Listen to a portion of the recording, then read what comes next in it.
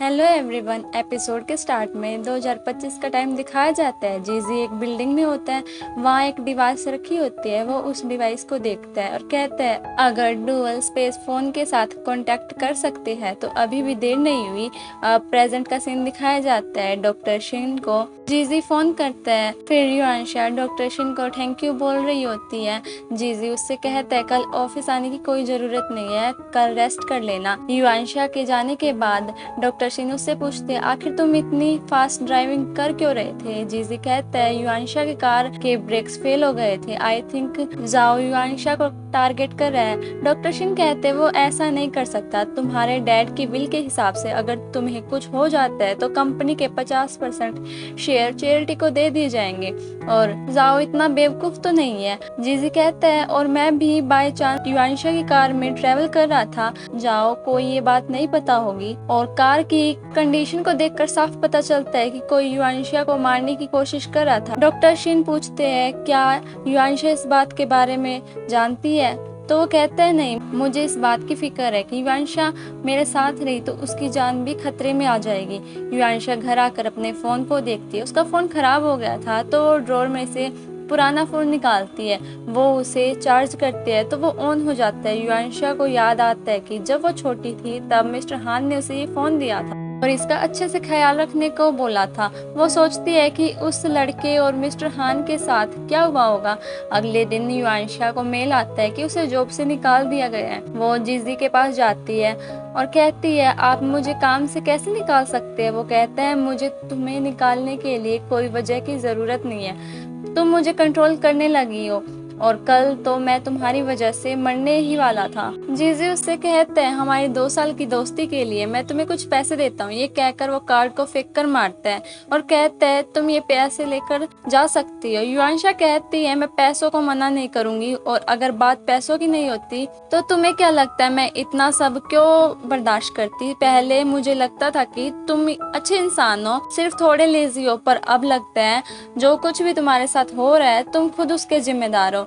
लिनियो कहता है सर तुमसे अच्छे से बात कर रहे हैं तो तुम्हें इतना हार्श होने की जरूरत नहीं है। जीशी गुस्से में उससे कहता है मैंने तुम्हें बोलने की परमिशन दी है। फिर वो कहता है आखिर मैं भी सुनना चाहता हूँ कि तुम मेरे बारे में क्या सोचते हो। वो कहती है मुझे तुम जैसे इंसान से कुछ बात नहीं कहनी। ये कहकर वो जाने लगती है लेकिन वो रुक जाती है।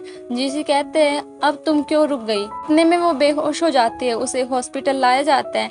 जीशी डॉक्टर सिन से कहता है अब वो कैसे है। डॉक्टर उसे बताते हैं कि मेंटल स्ट्रेस की वजह से वो बेहोश हो गई। डॉक्टर शिन उससे पूछते हैं उसकी ये हालत किस वजह से है। जीशी बताता है कि ये मेरी वजह से है, मैंने उसे जॉब से निकाल दिया। डॉक्टर शिन उससे कहते हैं बोर्ड मीटिंग से पहले तुम्हें केयरफुल रहना चाहिए, तो तुमने उसे काम से क्यों निकाला। तो वो कहता है जाओ पैसे के लिए कुछ भी कर सकता है। बोर्ड मीटिंग से पहले वो मुझे तो नहीं मारेगा लेकिन वो युआनशा को नुकसान पहुंचा सकता है। जब तक मैं जाओ से डील नहीं कर लेता तब तक तुम हॉस्पिटल में युआनशा का ख्याल रखो। युआनशा होश में आ जाती है, वो डॉक्टर से पूछती है मुझे क्या हुआ। तो वो उसके सामने ड्रामा करते हुए कहता है कुछ परेशानी नहीं है, मैं तुम्हारी फैमिली को कैसे कांटेक्ट कर सकता हूँ। तो वो कहती है मैं अकेली रहती हूँ। युआनशा उसके हाथ से रिपोर्ट ले लेती है। इस रिपोर्ट में लिखा होता है कि उसे पैनक्रिएटिक कैंसर हो सकता है। युआनशा उससे कहती है मुझे कुछ टाइम अकेला रहना है। डॉक्टर वहां से चले जाते हैं। युआनशा रिपोर्ट को देखकर रो रही होती है। उसके पुराने वाले फोन में कॉल आती है। वो उससे कहता है तुम्हारा करंट टाइम 3 मार्च 2024 है ना, मैं तुम्हें एक इम्पोर्टेंट बात बताने वाला हूँ। 31 दिसंबर 2024 को तुम जीशी को ढूंढने लेक साइड होटल मत जाना। तुम्हें मेरी बात पर विश्वास करना होगा वरना तुम्हारी जान खतरे में पड़ सकती है। युआनशा कहती है मेरी लाइफ तो पहले ही खतरे में है और मेरे पास अपनी लाइफ बचाने के लिए पैसे भी नहीं है। ये कहकर वो कॉल कट कर देती है। जीशी मिस्टर जाओ के पास जाता है और कहता है कंपनी को टेक ओवर करने के लिए मुझे जिंदा रहना होगा। वो कहता है तुम ये कैसी बात कर रही हो। बातों बातों में वो कहता है कि उसने युआनशा को फायर कर दिया क्योंकि उसकी वजह से जीशी की जान खतरे में थी। नेक्स्ट सीन में वो लेक साइड होटल में एंजॉय कर रहा होता है। युआनशा उसे ढूंढते हुए वहाँ आती है। वो अपने इलाज के लिए पैसे मांगने लगती है क्योंकि वो कार्ड जो उसे रिजाइन करते हुए दे रहा था बेहोश होने की वजह से उसके पास ही रह गया। लेकिन जीशी उसे पैसे देने की जगह ह्यूमिलेट करता है और उससे पानी में गिरा देता है। फिर पूरी बोतल ड्रिंक करने को बोलता है कि अगर तुमने ये पूरी बोतल पी ली तो मैं तुम्हें पैसे दे दूंगा, पर वो उसके ड्रिंक करने पर भी पैसे नहीं देता। युआनशिया को ये देखकर बहुत गुस्सा आता है और वो उसे थप्पड़ मार देती है और बोलती है अगर वो टाइम में पीछे जा पाती तो वो विश करती कि वो उससे कभी नहीं मिलती। हमें फ्लैशबैक दिखाया जाता है कि बचपन में एक बार जीशी सुसाइड करने की कोशिश करता है, तब युआनशिया ने उसके डोर पर नॉक करके उसे बचाया था। तभी से जीशी उसे पसंद करता है। जब उसे पता चला कि युआनशिया उसकी कंपनी में इंटरव्यू देने आई थी तो वो उसे अपनी सेक्रेटरी की पोस्ट पर अपॉइंट कर लेता है। प्रेजेंट में जीशी बिल्कुल भी चेंज नहीं होता क्योंकि लिनी उस पर नजर रखे हुए था और वो थप्पड़ खाने के बाद भी हंसने लगता है। युआनशिया वहां से चली जाती है।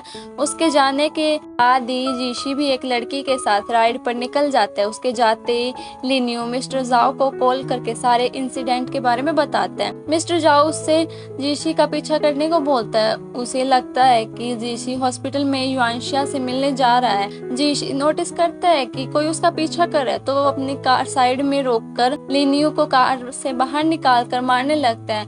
उसका फोन लेकर मिस्टर जाओ को धमकाने लगता है कि तुम मुझ पर नजर रखे हुए थे। ये सुनकर मिस्टर जाओ हंसने लगते हैं और उसे बताते हैं कि उसके डैड की डेथ कोई एक्सीडेंट नहीं थी।